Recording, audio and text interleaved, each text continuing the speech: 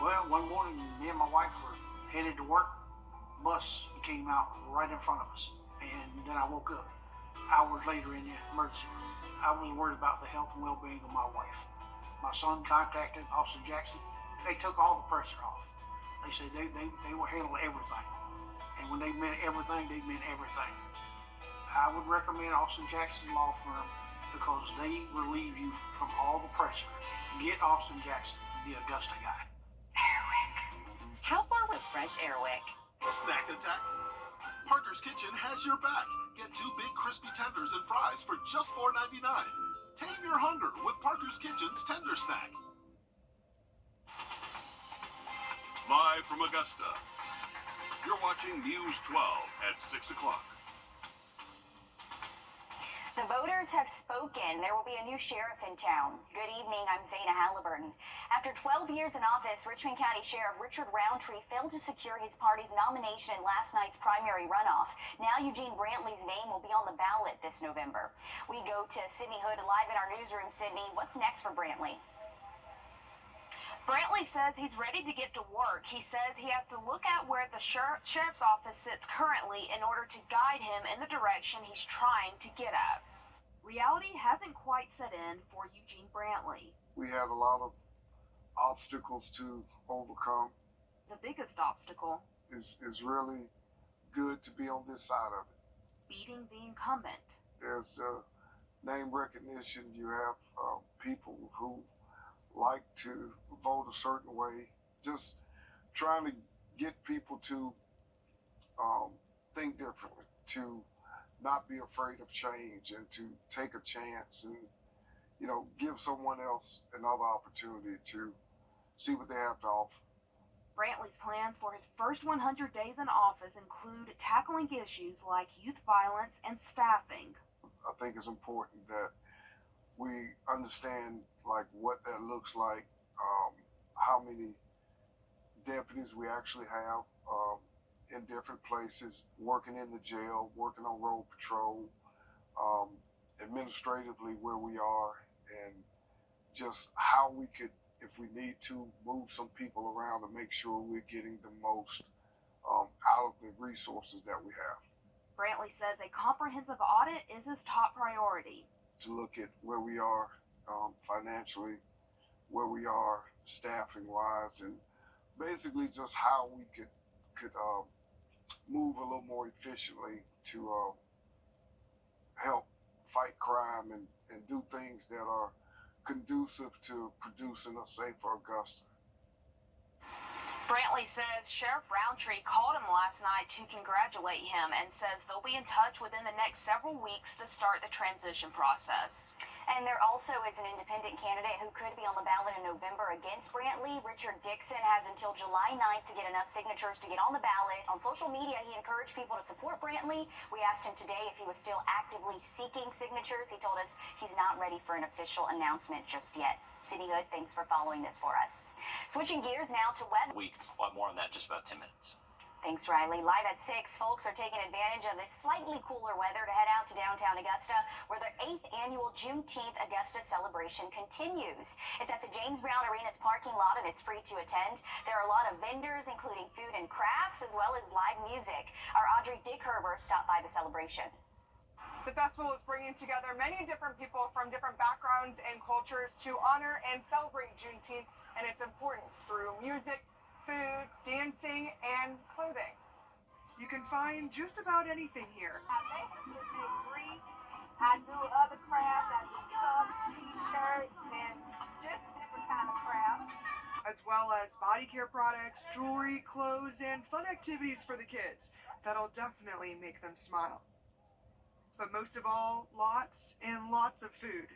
Today we have seafood gumbo. We also have oxtail with mac and cheese, cabbage, kidney yam, white rice, green beans, and we also have Creole pasta and fried fish. So many options, you're bound to find something you like, choosing from various different meats, pastas, and even desserts. And we have mac and cheese. So come out and get some free samples. We also give free samples and stuff like that. But if you're not hungry, there's also plenty of drinks to try. We have different flavor lemonade. Yes, we got Flirtatious Blue, Kiss My Peach, Satisfy My Strawberry, and Tease My Lemon. But most of all, it's important to remember why everyone is here. Texas always celebrated it. Now the whole world is celebrating it, and we just brought in the whole emancipation, something for our people to realize America is working towards its greatness. And where we came from. Juneteenth is something very important. It's very important that you know who you are. The festival is going on until 9 p.m. tonight, so come on out and enjoy everything the festival has to offer. In Augusta, Audrey Herbert on your side. Audrey having a fun time out there, so you still have a lot of time to head out. Today's Juneteenth festivities also extended beyond Augusta. Across the river in Aiken County, Umoja Village celebrated at Eudora Farms Wildlife Safari and Sally. Elizabeth Hunter shows us how they combined nature and history for their 4th annual event. Joy, love, and pride are just some of the things that make this Juneteenth celebration one to remember. We celebrate life, we celebrate the opportunity to serve, and what better way than to bring people together to enjoy nature, just a little bit of food, a little bit of dancing. It means a lot to me. Donna Wesby is the CEO and co-founder of Umoja Village, a nonprofit organization that works to help the lives of those in need. Umoja Village has been organizing events since 2020, but Wesby says this one is special. Not only will you see the young, but you'll see the young at heart, you'll see different ethnicities, you'll see the males and females. It's just a wonderful celebration of life. Over 130 people gathered at Eudora Farms today to remember and honor their culture and the ones who came before them. One of those people was Sally's mayor, LaDonna Hall. I'm the first African-American female mayor of our town, and it's because of the sacrifices that they were made to make. However, because they paved the way, I'm able to sit in this position now, and I'm extremely grateful to have that opportunity. Drive-through safari, food trucks, dancing, speakers. The celebration has people up and enjoying all that Juneteenth has to offer. In Sally, Elizabeth Hunter, on your side. A fun time right there. Thank you for that, Elizabeth. Also in commemoration of Juneteenth, the NAACP announced today its newest branch, which will be located in Columbia County. The organization says the county's rich African-American heritage is one of the significant reasons a local chapter is coming. Julius Evans has more on what this means in the fight for social justice in our area. This liberty that we commemorate today is one that was brought about by a good word. Jamal Searcy says this marks the continuation of the same idea. We're looking forward to getting into that work, meeting people, getting out into the community. Searcy says it's an ongoing fight for equity and inclusion that will be made a little easier with the help of Augusta's established branch. We do know that the work is vast and that there are issues that need to have a focused attention by a unit here in this area and surrounding areas. And so being able to divide and conquer, if you will, is a strategy that the national body has employed for years. But it's also about not forgetting the history that took us to this point. It was about educating the people that were still in slavery for 2 years after the Emancipation Proclamation. Columbia County has more than 100 years of African American heritage, with pioneers founding the first black-owned insurance company in the CSRA, and River Island being owned by the Hornsby and Dixon families.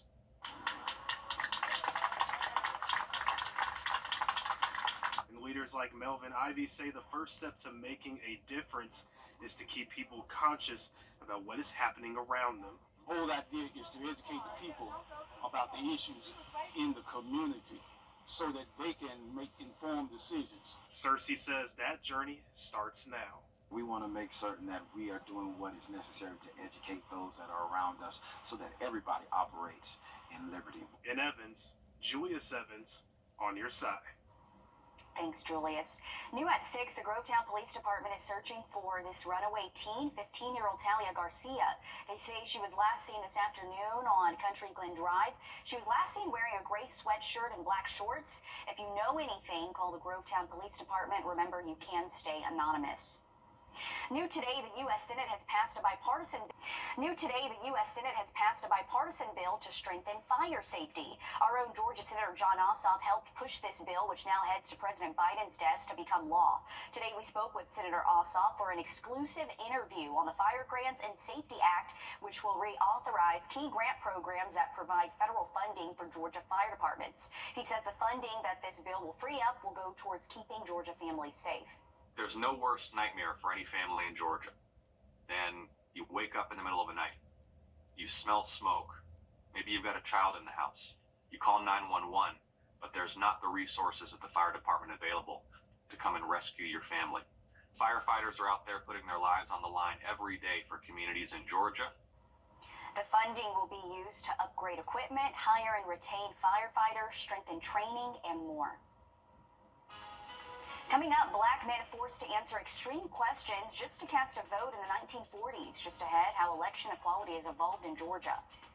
And we now have our first named storm of the season. Alberto is formed in the Gulf of Mexico. No impact to us, but we are going to see some tropical moisture from other portions of the Atlantic this weekend. Have a look at it just after the break. Time and Temp, brought to you by your First Alert weather team. Join us right here on WRDW Repair Experts. On your sideline. Very few players have the ability to capture the support and the love of an entire city. For 14 years, Matt Ryan was the face of the Atlanta Falcons franchise, and this upcoming season, Matty Ice will see his name go into the Falcons Ring of Honor.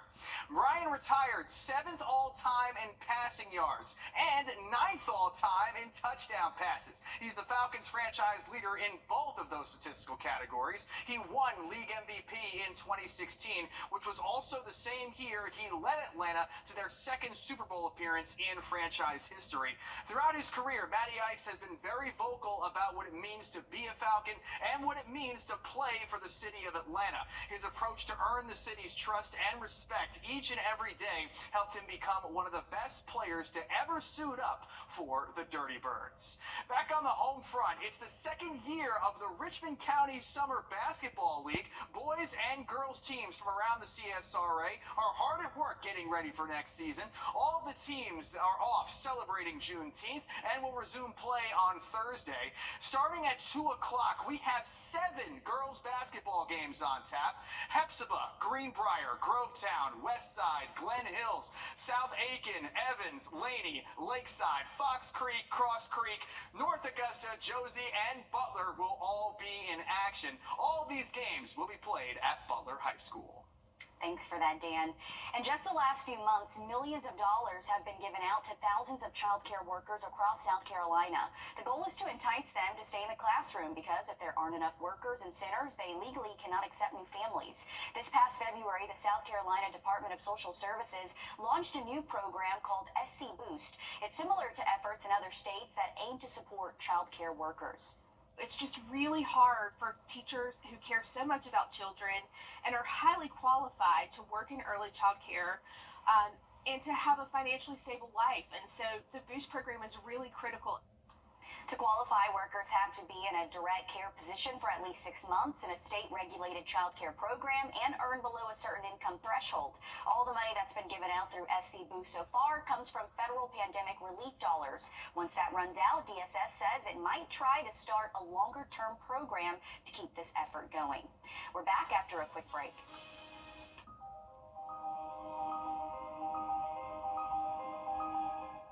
We all know Medicare is confusing, but if you're a veteran, it can be even more complex. Our team has helped thousands of veterans coordinate their Medicare with VA benefits, Champ VA, and TRICARE for Life. Don't wait until you're 65 to call. AreYou64.com. Get ready to make... Brett, what are you doing? Laminating some stuff? First off, pretty sure that's a federal offense. And second, that's for our customers to laminate their Medicare cards when they come in for a commitment-free consultation. My bad. AreYou64.com. Well, we are going to stay dry for the rest of this evening if you're heading out. Morning temps tomorrow in the mid-60s, afternoon highs near 90 again Thursday.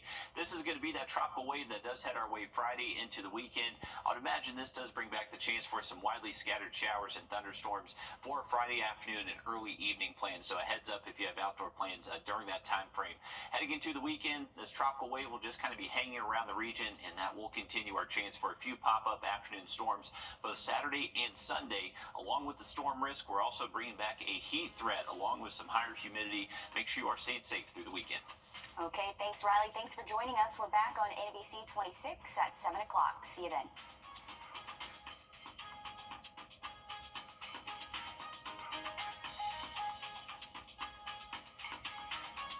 At the CBS Evening News, we focus on solutions, finding solutions to help people understand what are the right choices to make for you and your family. Hey guys, it's Anna Christina here for Roof Savers. Are you worried about your aging roof or those ugly black streaks? Roof replacement can be costly, but Roof Savers has a solution with our proprietary patent-pending product, Renew It, featuring groundbreaking microcraze VR technology. This technology penetrates deeply into your shingles, revitalizing and protecting your roof like never before. With Renew It, extend your roof's life by 10 years with a single treatment, saving you thousands compared to an expensive, time-consuming replacement. Listen to some of our happy customers. The roof would have these black streaks of dirt and mold and algae and whatnot, and this tree outside my house kept leaving this black dirt on the side of the roof, and I really wanted that to stop, of course. But then on top of that, we noticed that the shingles themselves were starting to turn up a little bit at the corner, and we thought, oh no, our roof is starting to go. And we knew what we were in for, because we were going to have to spend tens of thousands of dollars replacing our roof, which we of course didn't want to. And then we learned about the Renew It process with Roof Savers, and not only has it saved tens of thousands of dollars, but now my roof looks clean year after year, and it's really darkened and deepened the awesome color of the shingles that I really loved from when we bought the house. Join the countless homeowners who have trusted Roof Savers with our patent-pending Renew It microcraze VR technology. Call the number on the screen right now to see if your roof qualifies and add 10 additional years of life to your existing roof. Roof Savers, save your roof, save your money. Imagine being able to enjoy everyday activities 350 Woodside Executive Park in Aiken. What makes me proud to be a part of Piedmont is the relationships I've developed. I can say that some of my best friends work at this hospital. We met in the NICU at Piedmont. We did. It was just one of those things where it was an instant friendship. Our unit is really good at supporting each other. It is such a blessing to have people have your back. No matter what comes in the door, I know that we can handle it. We are proud to be Piedmont.